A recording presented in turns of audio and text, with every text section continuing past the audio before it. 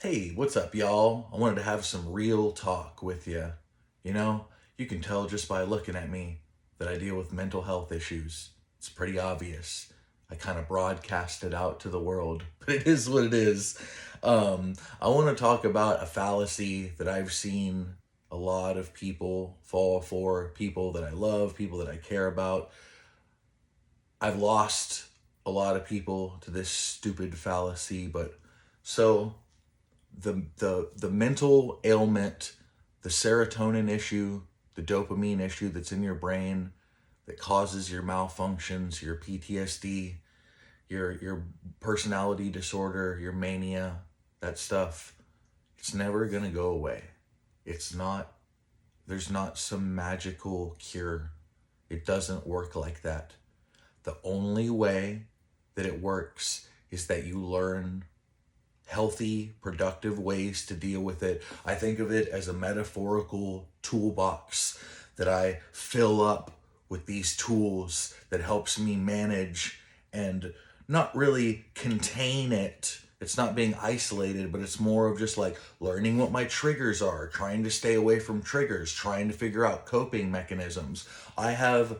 It's embarrassing. I have a horrible problem with self harm because I do not like myself, because I had really bad things happen to me when I was younger. But it is what it is. There's no taking that back.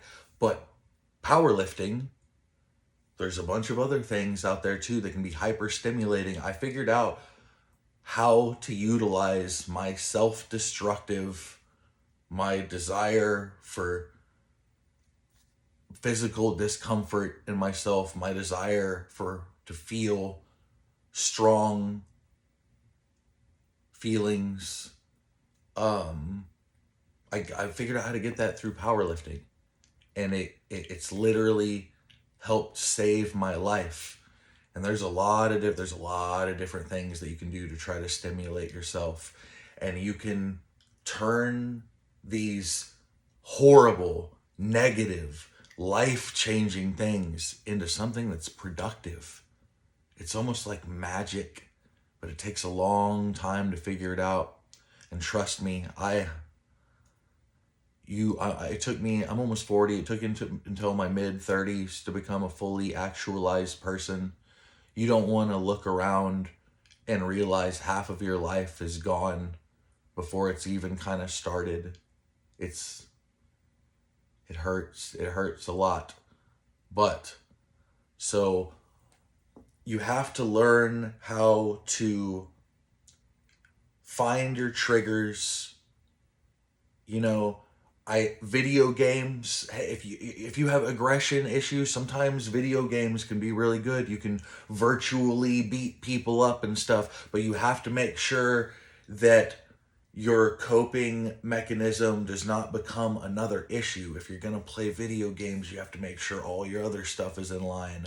You know, I unfortunately latched on to drugs and alcohol to try to cope when physical activity and that euphoria after pushing a really hard workout is very similar. And it's another life hack, to get around like addiction stuff. But you just have to know that these things are not going to just disappear. They're going to be there forever, but that's okay.